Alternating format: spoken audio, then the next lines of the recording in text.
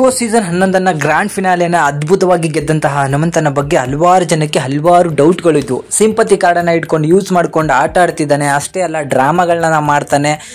ಫಸ್ಟಿಗೆ ಎಂಟ್ರಿ ಕೊಟ್ಟಾಗ ಬಾತ್ರೂಮಿನ ಬಗ್ಗೆ ಹಲವಾರು ಕಾಂಟ್ರವರ್ಸಿಗಳು ಬಂದ್ಬಿಟ್ಟಿದ್ವು. ಹನುಮಂತ ಜಿ ಕನ್ನಡದಲ್ಲಿ ಸರಿಗಮಪ್ಪ ರನ್ನರ್ ಅಪ್ ಆದ ನಂತರ ಅವನು ವಿದೇಶಗಳಿಗೆಲ್ಲ ಹೋಗಿ ಬಂದಿದ್ದಾನೆ. ಸೊ ಅವನಿಗೆ ಟಾಯ್ಲೆಟ್ ಬಗ್ಗೆ ಗೊತ್ತಿಲ್ಲದೆ ಇರೋದು ಏನು ಅಂಥದ್ದು ಇಲ್ಲ. ಸೊ ಫಾರಿನ್ ಟಾಯ್ಲೆಟ್ಗಳು ಹೇಗಿರುತ್ತೆ, ಅದರಲ್ಲಿ ಹೇಗೆ ನಾವು ಟಾಯ್ಲೆಟನ್ನು ಮಾಡಬೇಕು ಅನ್ನೋದು ಹನುಮಂತಕ್ಕೆ ಗೊತ್ತಿಲ್ವಾ, ಅಷ್ಟು ನಾಟಕ ಆಡಿದ್ನಲ್ಲ ಅಂತ ಹೇಳಿ ಹಲವಾರು ಜನ ಅದನ್ನೇ ಹಿಡ್ಕೊಂಡು ಫೈನಲ್ವರೆಗೂ ಕೂಡ ಎಳ್ಕೊಂಡು ಬಂದರು.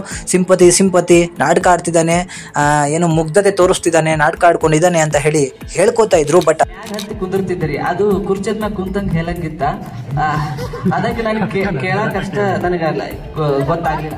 ಅಲ್ಲಾದ್ರೂ ನಾನು ಹಂಗಾದ್ ಕೂತಿದ್ದೆ, ಆದ್ರೆ ಅಲ್ಲಿ ನೀರ್ ಇದ್ದಿದ್ದಿಲ್ಲ, ಹಾಳಿ ಇತ್ತಕ್ಕ ಹಾಲಿಲೆ ಒರ್ಸ್ಕೊಂಡಿದ್ದಿಲ್ಲ, ಅದಕ್ಕೆ ತಲೆ ಹಾಪಾಗಿತ್ತು ನನಗೆ. ಇಲ್ಲಿ ಮತ್ತೆ ಹಾಲಿಲೆ ಒರ್ಸೋದೈತೆ ಅಂತ ಅದಕ್ಕೆ ಹನುಮಂತ ಹೊರಗಡೆ ಬಂದಾದ ನಂತರ ಪ್ರೆಸ್ ಮೀಟ್ ಅಲ್ಲೇ ಸಖತ್ತಾದ ಒಂದು ಉತ್ತರವನ್ನ ಕೊಟ್ಟ. ಸೊ ಪೈಖಾನೆಗೆ ನಾನು ಹೋಗ್ತಿದ್ದೆ, ಸೊ ನನಗೆ ಗೊತ್ತಿತ್ತು ಅಲ್ಲಿ ಹೆಂಗೆ ಕೂರ್ಬೇಕು, ಅದ್ರ ಮೇಲೆ ಕೂತ್ಕೊಂಡು ಮಾಡ್ಬೇಕಂತ ನನಗೆ ಚೆನ್ನಾಗಿ ಗೊತ್ತಿತ್ತು. ಆದ್ರೆ ನೀವೆಲ್ಲ ಕೂರ್ತಿರಲ್ಲ, ನಾನು ಹಾಗೆ ಕೂರಲ್ಲ, ಎರಡು ಕಾಲನ ಮೇಲೆ ಎತ್ಕೊಂಡು ನಾರ್ಮಲ್ ಹೇಗೆ ಕೂರ್ತೀವೋ ಹಾಗೆ ಕೂರ್ತೀನಿ. ಬಟ್ ಅಲ್ಲಿ ನನಗೆ ಒಂದು ತೊಂದರೆ ಏನಾಗಿತ್ತು ಅಂತ ಹೇಳಿದ್ರೆ, ಬೇರೆ ದೇಶಕ್ಕೆ ಹೋದ್ರೆ ನಾನು ಪೈಖಾನೆಯಲ್ಲಿ ಕೂರಕ್ಕೇನೋ ಗೊತ್ತು, ನನಗೆ ಮೇಲೆ ಹತ್ಕೊಂಡು ಕುತ್ಕೋತೀನಿ, ಆದ್ರೆ ತೊಳಿಲಿಕ್ಕೆ ನೀರಿರೋದಿಲ್ಲ. ಅಲ್ಲಿ ಕಾಗದ ಅಂದರೆ ಪೇಪರ್ಸ್ ಇಟ್ಟಿರ್ತಾರೆ, ಟಿಶ್ಯೂ ಪೇಪರ್ಸ್ ಇಟ್ಟಿರ್ತಾರೆ, ಅದರಿಂದ ಒರೆಸ್ಕೊಂಡು ಬರಬೇಕಿತ್ತು. ಸೊ ಹಾಗೆ ಈ ಮನೆಯಲ್ಲೂ ಇದೇನೋ ಅನ್ನೋ ಒಂದು ಕನ್ಫ್ಯೂಷನ್ ಇತ್ತು ಅಂತ ಹೇಳಿ ಕ್ಲಾರಿಟಿಯನ್ನು ಕೊಟ್ಟ. ಹನುಮಂತ ಯಾಕೆ ಹೀಗೆ ಮಾಡ್ದ ಅನ್ನೋ ಒಂದು ಡೌಟು ಕೂಡ ನಮಗಿತ್ತು. ಬಟ್ ಅದಕ್ಕೆ ಅದ್ಭುತವಾದ ಒಂದು ಕ್ಲಾರಿಟಿಯನ್ನು ಹನುಮಂತ ಅವರು ಕೊಟ್ಟರು. ಸೊ ವಿದೇಶದಲ್ಲಿ ಹೌದು ನಮಗೆ ಗೊತ್ತಿರೋಂತೆ ಅಲ್ಲಿ ನೀರಿನ ಬಳಕೆ ಕಡಿಮೆ ಇರ್ತದೆ.